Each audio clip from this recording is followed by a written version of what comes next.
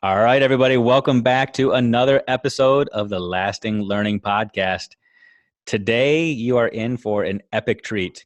I know that because I'm in for an epic treat. I finally get to connect with somebody who I have been kind of cyber stalking for a couple years here now.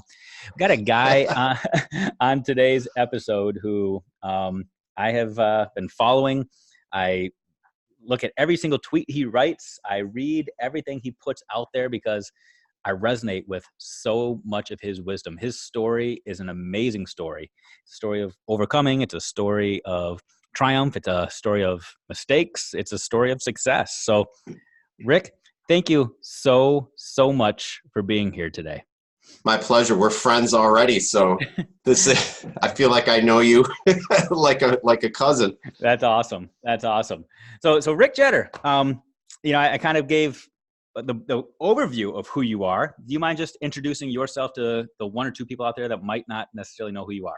Yeah, Rick Jetter, author of 6 books, former superintendent of schools, former teacher, principal, assistant superintendent, currently the assistant head of schools at Western New York Maritime Charter School. And at that same school, I was a teacher there last year for grade 9 ELA. And continuing to write and talk with people and help them in any way that I can. And I hope this podcast helps some people out there too. I guarantee it's going to, because by the time that the podcast version of this goes out, we're going to be in spring. Right now, as we're recording this, it's the middle of winter. So we're at that time of year when people are starting to think about what next year has in store already, whether it's January or whether it's April, May. People are already starting to think about next year and planning their own personal journeys, their own opportunities, trying to craft out what's next for them. Do you mind just walking people through your journey a little bit? You talked about a lot of what you've done, and I just want to pull some of this together for people. You mentioned, as you briefed through your resume, a former superintendent, but then you said last year you were a teacher, this year you're a head of school. And for some people, they're hearing that and maybe they didn't connect those dots and see that trajectory. Can you just walk us through some of that? Yeah, I kind of like how the dots don't go this way only, right? They're jagged up and down, up and down. I'll start off. My career was a middle school English teacher, and I absolutely loved it, right? Somebody tapped me on the shoulder. They're like, Rick, we think you would be a great school leader. Why don't you go get your degree, and you'd be a great assistant principal, lead everybody. You've got energy, rock and roll at the school. So I did that, secured a job in that same district as an assistant principal, and then left 4 miles away to a school to become a principal of an elementary school, a Title I building. Stayed there for a while. And then somebody tapped me on the shoulder to be an assistant superintendent in a district 10 miles the other direction for human resources and technology. And then the tapping on the shoulder was more like there was so much craziness going on in this district that I was looked to step in when a previous superintendent left under terrible conditions from a board in that school district. That's a story in itself, and I allude to it a little bit in The Fire Within by Mandy Froelich. But from there, I stepped in as interim superintendent, and people looked at me to try to relieve some of this chaos, right? But in that chaos that I was trying to relieve, I created my own chaos. I couldn't deal with the stress. I was working about 20-hour days, maybe 18 on a good day. Forgot what my kids looked like. Marriage was just on the rocks because I was gone all the time. And I started to hit the bottle quite a bit. Became an alcoholic. Couldn't deal with the immense legal ramifications that surrounded the district, right? We were just in legal chaos with all sorts of different people and people, aligned with the board. And I wasn't the most popular guy because I was trying to relieve a lot of that chaos, and I could only do what I could. And I crashed and burned, made some bad decisions in terms of trying to cover up my alcoholism. And from there, I looked in the mirror and I said, I got to get the hell out of here. And God delivered that message that I sent to him, not maybe in the way that I wanted, but he got me out of there. Went to rehab, very successful. I've been sober since 2014. I feel like $1 million. Got back into education after working for an industry in education, kind of like a local Scholastic, books for kids and curriculum packets and things like that, and directed some really cool stuff. And went back into teaching at a charter school that I absolutely adore. And these kids, they're just amazing. Inner city of Buffalo, and I say to my boss, I need the kids just as much as they need me. Um, did a great job at that school, and really thought I could help them a little bit more. And I was tapped on the shoulder by our head of schools to be the assistant head of schools. And I've been doing that this past year and still writing. But I think the best thing here, Dave, is right. I feel like $1 million. I feel healthy. My face isn't this big balloon of vodka anymore. I feel good. I look better. I smile more. I laugh more. I'm enjoying my family more, seeing them a lot more. Just had my son's 16th birthday on Saturday. He turned 16, obviously, and he's a travel hockey player, so we're in the ice rinks a lot, and my girls dance, and I'm able to enjoy all that great stuff. I love life right now, and I'm really happy. And from that chaos came something really great, and that's peace of mind. First of all, congratulations to you, because I know every day is a struggle, and when it comes to whether it comes to drinking or whatever the addiction might be, that tends to be a symptom more than it is the cause to other things. And one of the things I want to talk to you about is what some of those what that might have been a symptom of. You talked about early on, you started getting these taps on the shoulder, Mm-hmm. and it's something I can relate to. Early on, you get those taps on the shoulder, and with every tap, the ego starts to swell a little bit. And you start to think, well, people notice me. People think I'm good. People think I'm smart. People, doggone it, people like me, whatever the case may be. Yeah. And then those moments will come where you don't necessarily have the answers. You don't necessarily know what's going on. But instead of admitting it, you start to cover it up. You start to fake it. And maybe this was you. At some point, you decided that to help yourself cover up this false identity, you started to drink a little bit, maybe to drown it out. Is that in any way reality, or am I missing the mark? You're not missing the mark. It was self-medication, but I think back to when I went to the doctor years ago for anxiety and stress, and I was on an antidepressant. I was on anxiety medication. My blood pressure was off the charts, man. Like, it was off the charts. So I was on blood pressure medication, and right now I am not on any of that. I don't need anything to work through life. And I'm not saying that the job I'm in now isn't stressful, right? I mean, education is a tough profession, but the level of what happened in my past, I covered it up the wrong way. Right. And it was self-medication. And the person you are now is different than the person you were then. Yeah. And literally in the past, Dave, it was right. It's like self-medication, but also prescription medication that covered up a ton of things. And the side effects, man, of just like anything you pull off the shelf now has a million side effects, and they all just kind of like, right. It was like a toxic cocktail every day. But yeah, now it's just like, I take vitamins. I have to say I eat a steak and cheese hoagie now and again, chicken wings. So I'm trying to eat a little healthier. If there's salad there, maybe I won't eat that sometimes, which I should. But just on every level, I'm feeling great, and I'm glad to be alive. That's awesome, man. That the transparency and the vulnerability that you're displaying right now it's admirable. And it's something I think we can all strive to be, is just be real and authentic and say, this is who I was, this is who I am, this is what I'm growing into. Now, I want to talk about some of that transition time, if it's okay. So yeah, you talked about, basically 2010 to 2014 is this interesting time in your life.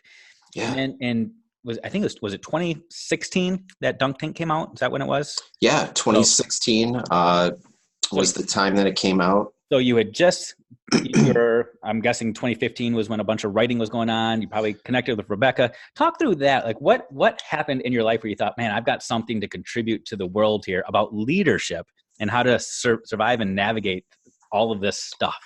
Yeah, so 2014 was when I left the superintendency, and a great company picked me up, and I really enjoyed that. And while I was there, I just thought to myself, you know what? I'm not done yet. I'm not going to let that defeat me. I'm going to rebuild myself. And if I have to do it from scratch, and if it takes forever, I'm going to do it. Because I feel like I had a lot to offer still.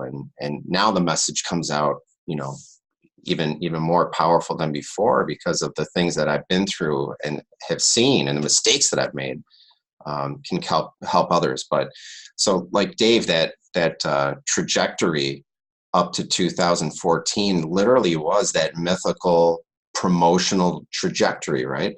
Teacher, AP, principal, assistant superintendent, superintendent. It's this sometimes that upward slope isn't always the best thing. And I've learned to just kind of scrutinize and think through. When people call me, I mean, Rebecca and I field emails and phone calls all the time about situations that are adversarial in their districts, and they want advice. Like, what do we do? You know, what about this or that? And we always say, you got to just step back and really think like, okay, are you going to be healthier if you take that position? Are you going to be happier? Is the opportunity cost of the time that you're going to give out of your own personal life to contribute worth it, right? You kind of have to weigh those pros and cons. So in that rebuilding stage, Rebecca and I did come out with the manuscript, School Leaders Dunk Tank, and Dave Burgess picked that up and was just a huge champion for that book and really believed in the project. And it's controversial, Dave. I mean, there's a chapter in there about alcohol and drugs in the educational world, for adults, the adults running our systems. And that's a really crazy, intense chapter. And some other publishers, you know, said we would publish that, but you have to yank that chapter out. And Dave was like, no way, man. That is one of the best chapters in that book. We write manifestos. We're real. And this is a real story of school leaders and educators across the nation. So it's packed with narratives of things like I'm telling your audience right now. And it's not just a Rick Jetter thing, right? It's a lot of people go through a lot of heavy duty stuff. So we landed in on some nice ground from the dunk tank, right? And we're trying to help others to reach out to us. And as you are, we're traveling around and doing our gig and sending the message and getting it out there. And our audiences have been just absolutely beautiful and terrific. So we're so humble. That's awesome. Yeah, first time I learned of you was actually, it must have been 2016, because it was like the week before your book came out. You were on a podcast, and I wish I knew whose podcast it was, but you were on a podcast promoting the soon to be release of the book. And I thought, oh, this is so cool. So I went on and pre-ordered it and got it in my hands. I was like, oh my God, this is epic. It's so good because it is so real and so practical. For those people that might not have read Dunk Tank, can you just talk to them briefly about the metaphor that's being used there? What does it mean to survive and escape the school leader's dunk tank? Yeah, so the subtitle is how you would prevail while others want to see you drown. And systems are set up with people who are very healthy for you. And systems are also set up with people who turn into your adversaries for whatever reason. And we outline the emotional driving forces that human beings feel. That can be a number of different reasons why they turn adversarial. And then we actually go into like tactics, like things people do to make your life miserable, and define those and try to really at the latter part of the book say like, hey, even if all that crap's going on, here's how you can still prevail. And we come up with all sorts of ways, including, and I think part of your question earlier had to do with, you know, what did we do to rebuild? And social media was a huge, huge part of our life. And that's how Rebecca and I met. And from there, you know, here's this woman from Arizona, right, who reads about my story and says, she actually Rebecca purchased a previous book of mine called Sutures of the Mind and said, this is really great. I grabbed hold of this book and And I'm looking at this thing, right? And I show my wife, I'm like, look at this lady from Arizona bought my book, right? It's like, I don't even think my mom bought my book at that time.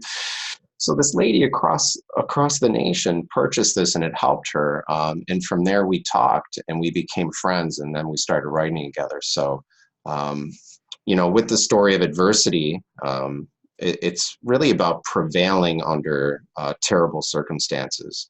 And we're not saying that the thing, this is very important, Dave.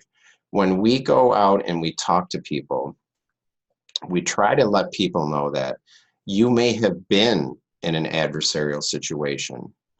You may not have been in any at all. And if you may have had good gigs with your school districts and your educational journey, but you just don't know what is creeping around the corner of that next thing that might happen at any moment in time. We're not trying to get people paranoid or scared, but you just don't know when adversity is going to strike.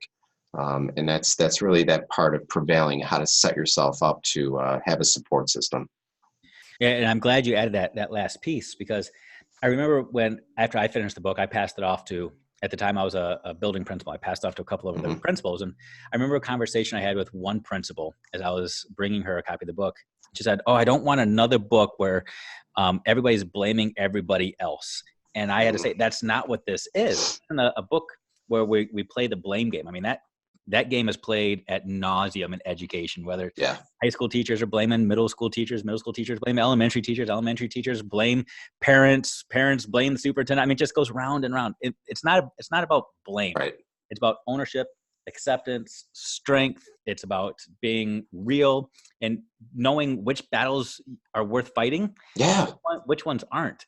And I think for new leaders, so if you are one of those teachers out there that's contemplating stepping into a leadership position next year, or maybe you're in a leadership position now thinking about what next year looks like, one of the best pieces of advice I can give is pick and choose your battles.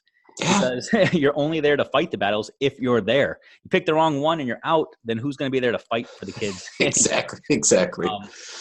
I think that's powerful. And each community has its own set of norms, has its own hills that you're going to be walking up and down. So identifying the culture of the community that you're stepping into is extremely important, because they're going to be the ones that try to set you up for those battles. That's right. So you talked about the fact that you went to basically neighboring communities for your leadership positions, because people came up to you and tapped you on the shoulder. What was it that made you take that leap to leave the comfort of where you were to move on to the next thing? Was it ego? Was it opportunity? Was it because you thought you could make a difference? Yeah, I don't think it was any of those things. I think it was, I really like formal education. I like being in the classroom. And I've always taken courses at either Buffalo State College or University of Buffalo. And I was kind of just looking like, okay, well, what class can I take next? So I started to go into those leadership courses. And then from there, I was like, well, all right, I did that. What other classes are there? So I started taking doctoral courses, and then I secured my PhD years later. So I was always that formal education guy. I'm not really into online learning, even though I know a lot of colleges and universities do that now, and they have hybrid models. I like the face-to-face, and UB's program offered that, where I could go in and meet these amazing people and sit across from them and just talk, right? Sit in a circle and exchange ideas and just suck on their brainstem, right? That always excited me, and that's kind of how I made those twists and turns in my career. Is like, what classes are next? What's out there now?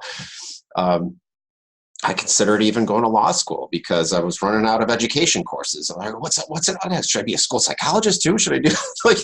I was just all over the place. So I think the formal education helped catapult my decision making into the next career move. I think there's a lot of twisted people out there like you. Because, and I say that with love, because I know. I feel that pain, because I did the same thing. I went from bachelor's right into master's. Then I actually did do the law school thing just because why not? And then get the doctorate just because, with no aspirations to use it, just because I wanted the challenge and to learn and to grow. And then once coursework was maxed out, got that terminal. Yeah. Now what? So now it's Yeah. opportunity, next challenge. What else is out there that's going to really stimulate me? So how do you deal with that now? You look back, and one of the lessons that I think you've learned is not to always chase the next best thing. Right. But some of that has to be like just inside of you, right? I mean, how do you how do you squash that and say, I'm not going to continue to search out for the next best thing?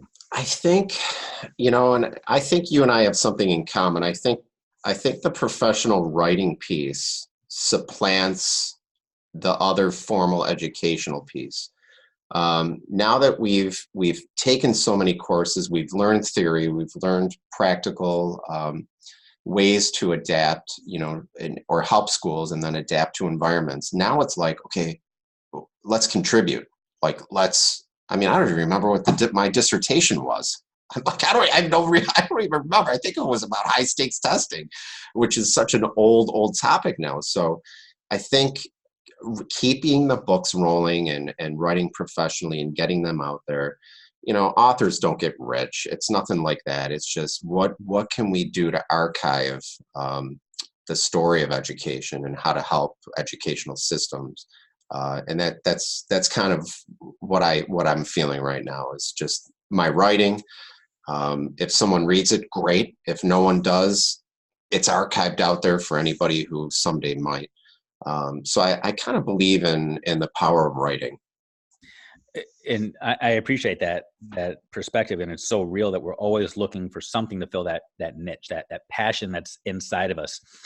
And for me, I'll just be very real. Sometimes that's a struggle because Mm-hmm. I was that guy for so long, and to a large part today, still am that guy that's always looking for the next best thing. And you talk about writing or speaking, filling that niche, but Right. sometimes, a lot of time, ego tends to still get in the way of that. And it's not just writing just to purify my soul. It's writing Mm-hmm. to have other people look at it or to comment on it or to then use that to market myself so that I can get another speaking gig or whatever the case may be. And when those things Yeah. don't happen, it's hard. And I take that personally. And I think, oh, am I not good enough? Or I do start to get into that blame game. And that might just be me. But I wonder, somebody that, you talk about it, it's always this hunt for something, for the next thing, the next idea, the next project, the next book. Do you ever battle that? And if not, what is the secret sauce? Yeah. I've been blessed to have the success that I've had with my writing so far. Some books sold very well, some didn't at all. Um, but it doesn't matter. I think part of the market, and this, is it sometimes becomes so saturated. There's tons of authors writing great things. There's personal connections to have speaking engagements take place. Um, if I don't have a gig for a month or something, that's okay. Um, it doesn't bother me, and I don't know why it doesn't bother me.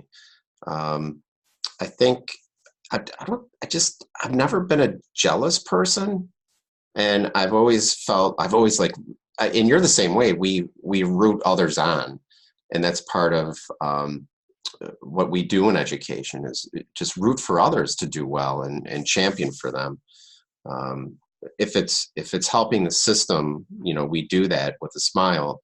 And I just, I've got all these ideas in my mind about like 8 or 9 other books that I want to write. And it's like, which one do I do first? Which one's going to be successful? No, I don't even think about that. It's like, which one is hitting me in the gut? And I'm like, oh, I got to get this out there. I just got to get this off my chest. And that's going to be the one that I write, whether it sells or not, or it's and people are reading it or not. It's what's eating at my core that I've got to get it out there. And I'm like, oh, wait a minute, I got to write about this because I'm right. You wake up in the morning, you think like, yeah, I got to get that topic out there. That is something that I'm drooling over. That's what drives me. And I think that's changed quite a bit since the dunk tank. The dunk tank was something that Rebecca and I were like, we can't wait to get this out there. Right. And then some things that I've written after that, I've drooled over that work and was passionate about it. Um, and if it didn't have the same success, whatever success even means, that's cool. But I'm satisfying the drooling, right? That's all that matters. That's cool. So I know there are some people listening to this right now that I know this for a fact because I've had people reach out to me and say they listen to this podcast because they like to hear from these educational celebrities to figure out how they can follow the same path. And I always tell them, if that's why you're listening, you're missing the mark, because it's not about becoming an edu celebrity or an edu rock star. It's about learning the path, learning the journey, but identifying your own personal passions and your own niches. And I told this story on another podcast. I think it was with Ray and Jeff and Teach Better Talk. I think where it was, where I mentioned, this podcast actually began about a year and a half ago. And it began with just me talking, sharing my own wisdom, pontificating, standing up on a soapbox and telling everybody all this wisdom. And it got no traction whatsoever. There was nobody that wanted to hear my voice. There was nobody that wanted to hear my story and my preaching. And when life slapped me across the face about a year ago and my perspective changed, and I said, wow, it's not about me. It's about everybody else. And I decided that my passion was truly just connecting with other people. I wanted to learn their stories and talk to them. That's when this podcast took off. That's so cool. Because it's no longer me. It's not my story. It's the Rick Jetter story that people want to get to. They want to get to know the person. They're not interested in hearing anybody that's going to just preach and scold and wag their finger. It's the person. We are all people on this journey. So if you're out there right now and you're listening to this saying, man, I just want to go out there. I want to speak. I want to travel. I want to write. Don't. If that's your dream and that's your goal, you want to be on stage with a microphone in your hand, just stop. People will relate to you. They'll relate to your story. They'll relate to your mission. But it's not your words or your platform that are going to draw people in. Absolutely. You gotta be true to you and just follow your journey and accept what happens and grow into that. And that's the realization I've gotten. So I so appreciate you saying that that's where you are now. You're willing to share your journey, your story, and you write and you share things because it's bubbling up from the inside and you just have to get it out. And that is such a free place to be, as opposed to saying, I'm going to write because I think this is going to get so many clicks. I'm going to write so that people will notice me. I have these ideas. I want to share it. That's so cool. That's so cool, man. And the stuff that you might be writing on your own time, and we don't even tweet it out. It's just sitting there, right? It's in a doc, and I haven't shot it out there, but I had to get it off my chest. And when I'm ready to shoot it out there, I will, right? Right. It's just let it grow authentically. And that's what I'm hearing you say. That's terrific. That's it. And it relates back to yet that other book. And I see it kind of sitting behind you right now up on the wall. Let them speak. But it's the same kind of concept of you don't always have to be the loudest voice in the room, man. There are other people out there that have voices. It could be that person across it could be the kids sitting in front of you. You got to encourage the voices of others so that we can all grow collectively. Where did that work come from? Whew. Oh man, you ready for another hour podcast? No. Let's go, man. People can hit pause, tell the story. I'll just be brief with it. I just saw education as a principle that it needed to be different. So I would go out on my playground right outside my office window and just talk to kids and say, hey, listen, I've got this budget problem. I've got to save money somewhere in the school. What do you think we should cut? And the kids are looking at me like, what are you talking about? You're asking me about budget cuts? That's your problem, buddy. You're the principal. But that's how that project grew. It was let them speak. It was go to kids for everything. Whether it's an adult responsibility that we think is just exclusively an adult responsibility, or if it's something that should involve the kids. But what Rebecca and I contend is everything should involve the kids. So whether it's creating new policy or reviewing policies or working with Board of Educations or you name it, kids should be involved on every level. And that's what we write about and let them speak. We actually show how student voice has transformed institutions across the nation. So it's actually a movement that we started in 2018. It's picked up some traction. Maybe not as much as we wanted, because I think there are still a lot of adults out there who silence kids. And sometimes purposely, but also sometimes inadvertently. that we're busy, we have things going on, we believe it's an adult responsibility, curriculum instruction, our planning, right, our lesson planning. But all those things can be opened up to kids for feedback and to better maximize their learning. Absolutely. I say all the time now, if we get people to weigh in, we don't have to work so hard to get buy-in. And you talk about that tap on the shoulder you got. I know I was guilty of this. Every time I got that tap on the shoulder, it was a tap of somebody telling me I was an expert. And I felt like I had to have the answers. And I didn't have to go to other people now to ask for help or support, whether it was the teachers down the hall, the person I shared an office with, or the kids in front of me that I was asked to serve on a day in and day out basis. So it's true, right? It's like Dr. Dave, highly credentialed, brilliant guy, smart as a whip, great writer. Keep going. Yeah, this will be an hour-long podcast. Just keep going, man. Right? But then you've got your students who can just give you just as powerful stuff. They could give you even more than you can possibly imagine. They can give me better because the perspective is what matters. Absolutely. It does. Absolutely. It does. So what is next for you? Are you at a place now where you're saying, nope, this is it, I'm cool, I'm content, or is there more coming? I think springtime is I don't know, it seems like Buffalo winters keep me inside by the fire or in an ice rink with my son. And I get an awful lot of reading done to try to conceive my next idea or things that are flowing through my head, or to get me pumped up, right? And that drooling, like, what am I going to be drooling about next? And the spring is usually when I bust out on the scene and start. I'll just go in my office for a week and just crunch out a manuscript with Rebecca, or crunch out some stuff myself. So again, the topics that are bouncing around in my head, I don't know, man, you name it, I've been thinking about it. But yeah, something's coming soon. That's awesome. I can't wait. And hopefully it lines up when we share this and people will say, oh my gosh, I heard that podcast. I heard that he was thinking about something, and then all of a sudden it'll blow up and they'll say, they knew you win. That's He's amazing. Thinking about it, guys, thinking all the time, right? That's awesome. Yeah. So I give every guest that comes on the show the opportunity to leave us with what I call the mic drop moment. It's that opportunity where people have the opportunity to pull their car over to the side of the road, or just focus in as they're laying down in bed listening to this podcast and say, this is it. This is that moment that's going to sum up the guest. In this case, Rick Jetter. Rick, what do you want to leave with people? What is that truth that we all need to latch onto? Oh gosh. Probably to wrestle with every decision. Like, not just wrestle with it for a day or two, like get on the mats with that decision and beat it like a piece of dough in every which way that you can before you make a decision about anything, whether it's a promotion, whether it's creating programs for kids, whether it's moving out of state or doing anything. I made past decisions sometimes too quickly and sometimes under distress.